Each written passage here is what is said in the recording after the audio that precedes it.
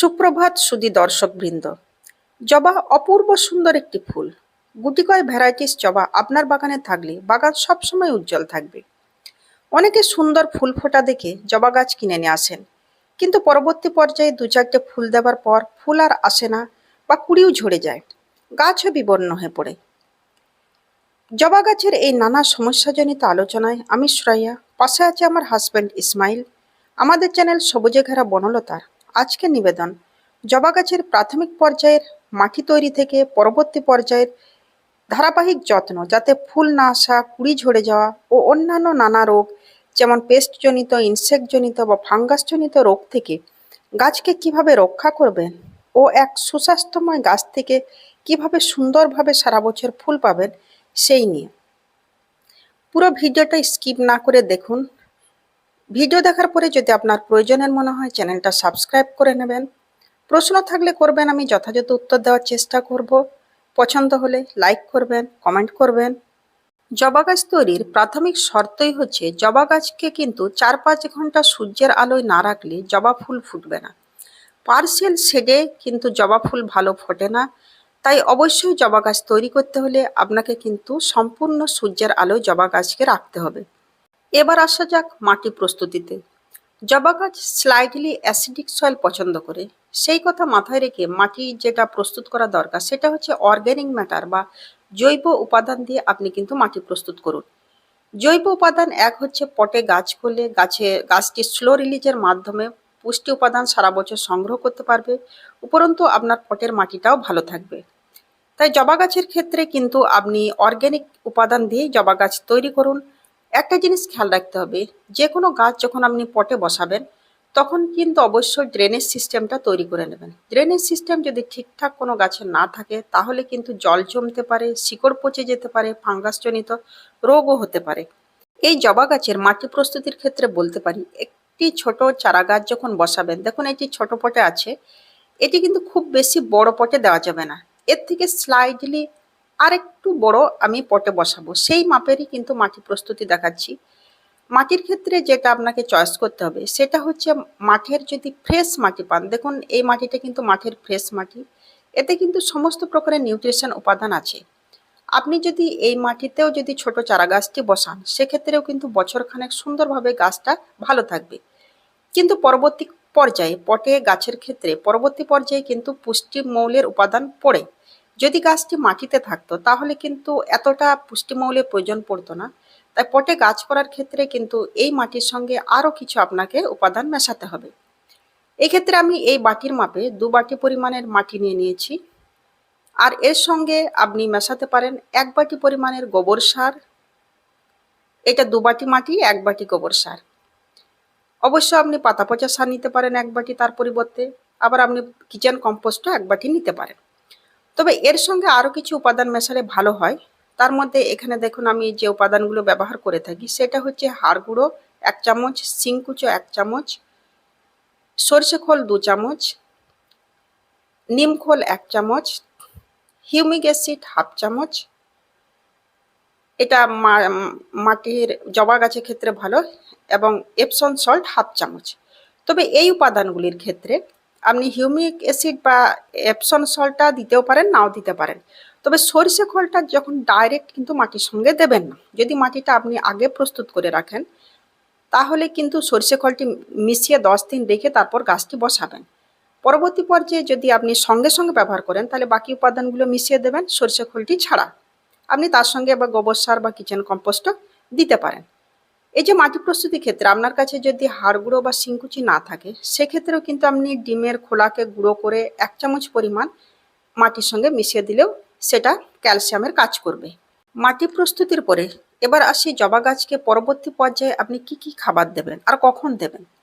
দেখুন জবা গাছে বিশেষ করে হাইব্রিড জবার ক্ষেত্রে গ্রীষ্মকালে কখনোই কিন্তু খাবার দেবেন না। প্রচণ্ড গ্রীষ্মে কিন্তু জবা গাছে কোনো প্রকার খাবার প্রদান করবেন না।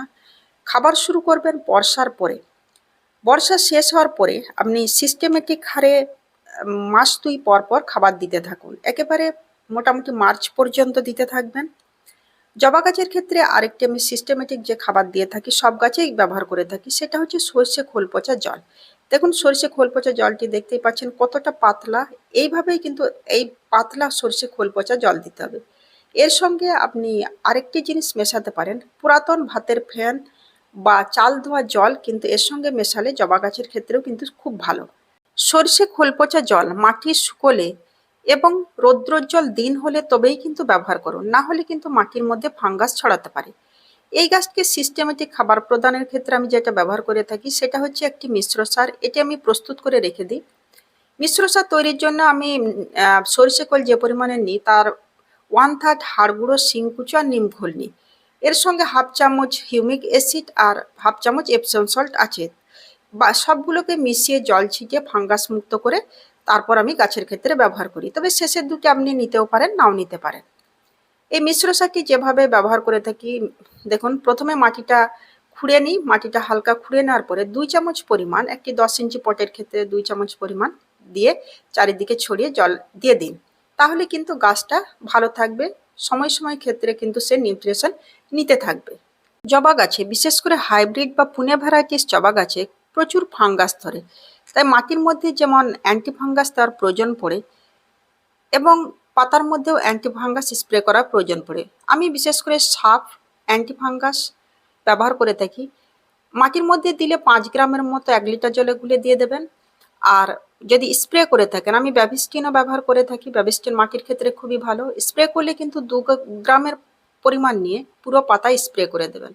অ্যান্টিফাঙ্গাস স্প্রে করার বিশেষ করে প্রয়োজন পড়ে বর্ষাকালে, সেই সময় কিন্তু ফাঙ্গাস খুব বেশি ছড়ায়। তাই 15-20 দিন পর পর যদি আপনি বর্ষায় অ্যান্টিফাঙ্গাস স্প্রে করেন, গাছটি কিন্তু ভালো থাকবে। ফাঙ্গাসজনিত রোগের পরে এবার আসি পেস্ট ইনসেক্টজনিত রোগ এবং তার দ্বারা ছড়ানো ভাইরাসজনিত রোগের ক্ষেত্রে। দেখুন জবা গাছে দেখে থাকেন প্রচুর পরিমাণের পেস্ট ইনসেক্ট অ্যাটাক হয়ে থাকে। মিলিবাগ তো দেখেছেন, তার সঙ্গে মাইটস এফিডসের অ্যাটাকও খুব বেশি হয়ে থাকে। আমরা সিস্টেমেটিক হারে নিম অয়েল 15-20 দিন পর স্প্রে করি, তা সত্ত্বেও কিন্তু জবা গাছকে রক্ষা করা যায় না, কারণ হাইব্রিড জবা এমনি দেশি জবাগুলো ক্ষেত্রেও প্রচুর মিলিবাগ হয়, মাইটস এফিডসের অ্যাটাক হয়। সেক্ষেত্রে আমরা যেটা ব্যবহার করে থাকি সেটা হচ্ছে কাকা যদি আপনি ব্যবহার করেন, এটা একটা অর্গ্যানিক ওষুধ, গাছের স্বাস্থ্যের ক্ষেত্রেও ভালো, ভাইরাসজনিত রোগের ক্ষেত্রেও ভালো। তাহলে কিন্তু কিছুটা রক্ষা পাবেন। অনেক ক্ষেত্রে কিন্তু কাকাও কাজ করে না, সেক্ষেত্রে কিন্তু আপনি একতারা ব্যবহার করতে পারেন কেমিক্যাল স্প্রে। একতারার ক্ষেত্রে মিলিবাগ বা চোষক পোকাগুলি অনেক ক্ষেত্রে চলে যায়। তবে একতারাও কিন্তু যখন পেস্ট বা ইনসেক্ট অ্যাটাক খুব বেশি হয়ে থাকে তখন কিন্তু আবার একতারাও কাজ করে না। তখন কিন্তু আপনি এমিডাক্লোরিফিড টাইপের যদি ওষুধ একতারার সঙ্গে মিশিয়ে নেন, আপনাকে অবশ্য ওষুধের দোকানে এর পরিমাণ বা মাত্রা বলে দেবে, তাহলে কিন্তু জবা গাছের স্বাস্থ্য ভালো থাকবে। দেখুন আমাদের এই ছোট জবা গাছটিতেও ফুল এসছে। জবা গাছে যে সমস্যাটি দেখা যায়, এক সময় জবা গাছে কুড়ি আসে না বা কুড়ি এলে ঝরে যায় বা ফুল আসে না, সেক্ষেত্রে আপনারা যদি চান তাহলে কিন্তু কেমিক্যাল ফার্টিলাইজার ব্যবহার করতে পারেন। কেমিক্যাল ফার্টিলাইজার ব্যবহারের ক্ষেত্রে আমি যেটা বলতে পারি সেটা হচ্ছে ব্যবহার করুন পটাশিয়াম সালফেট 3 গ্রামের মতো 1 লিটার জলে গুলে পুরো গাছটা যদি স্প্রে করে দিন, তাহলে গাছে পটাশিয়ামের অভাব, ঘাটতি যেটা সেটা কিন্তু পূরণ হবে, আপনার ফুল আসবে। লাল পটাশ যেটা বলে থাকি সেটা মাটির ক্ষেত্রে ব্যবহার করা যায়। 5 গ্রামের মতো 1 লিটার জলে গুলে আপনি মাটিতেও লাল পটাশ ব্যবহার করতে পারেন, তাহলে পটাশিয়ামের ঘাটতি মিটবে।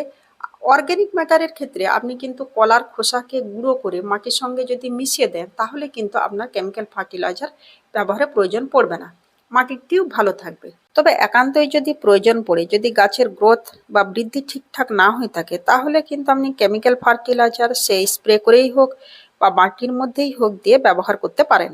যারা কেমিক্যাল ফার্টিলাইজার ব্যবহার করতে যান তাদের জন্য বলি যে শুধু কেমিক্যাল ফার্টিলাইজার মাটির মধ্যে না দিয়ে আপনি কিছুটা অর্গ্যানিক ম্যাটার দিয়ে মাটির মধ্যে কেমিক্যাল ফার্টিলাইজার প্রয়োগ করলে ভালো ফল পাবেন।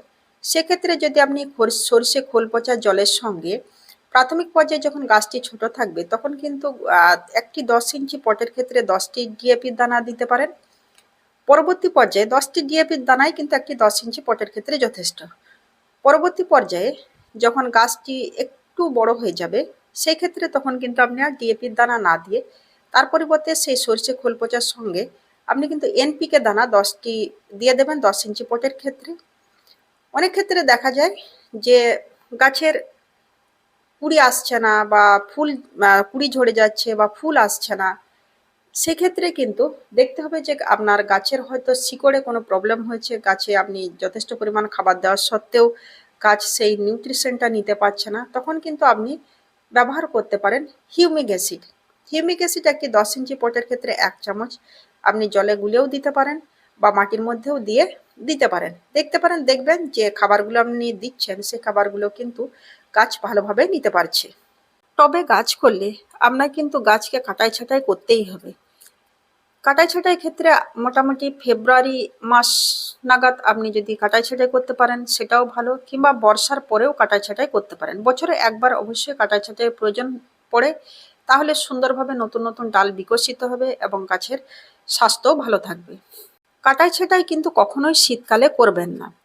এই গাছ থেকেও কিন্তু চারা তৈরি সম্ভব। হাইব্রিড জবা থেকেও চারা তৈরি করা যায়, তবে সেটা একটু সময় সাপেক্ষ ব্যাপার। এই চারাগুলো দেখতে পাচ্ছেন এখানে যত চারা আছে সমস্ত কিন্তু আমি এই গাছগুলি থেকেই তৈরি করেছি।